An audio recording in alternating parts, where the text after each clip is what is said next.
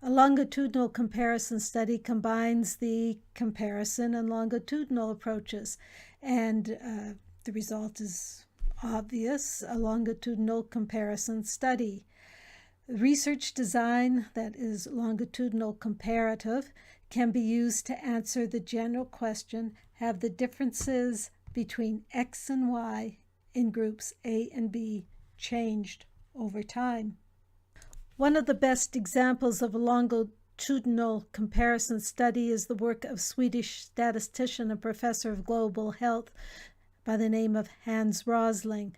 Hans Rosling is professor of global health at the Karolinska Institute, and he uses his data tools to show us how, over time, countries worldwide are pulling themselves out of poverty. Now, this is often counter to what we expect to see happen.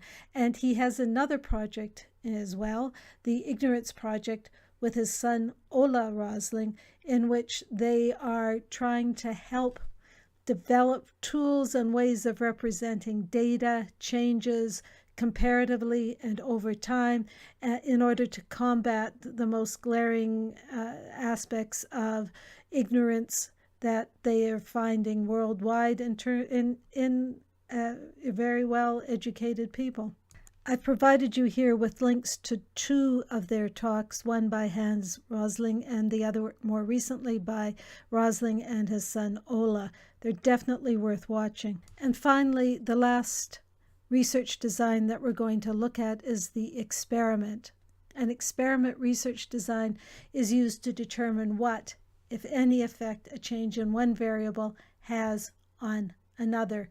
It asks the question: is the difference in Y held as the dependent variable between group A and B due to a change in X, the independent variable?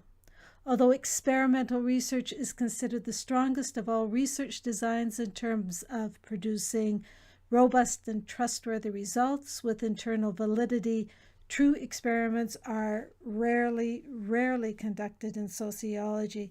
They're more frequently used in other related areas, particularly in social psychology, in organizational studies. There are lab experiments and field experiments as well that can be conducted here. Social psychologist Amy Cuddy has done experiments on body language, and I've provided you with a link to one of her TED Talks on body language and presentation of self. Finally, I've also provided you with a link to the BBC documentary, which is a dramatization of a very famous social psychology experiment, the Stanford Prison Experiment, that was done by Dr. Zimbardo, who in the documentary takes us through that experiment in which healthy college students in California were transformed into unstable prisoners and into brutal prison guards within days by the simple power of the situation in which they found themselves. This is a classic study, and it is well worth viewing.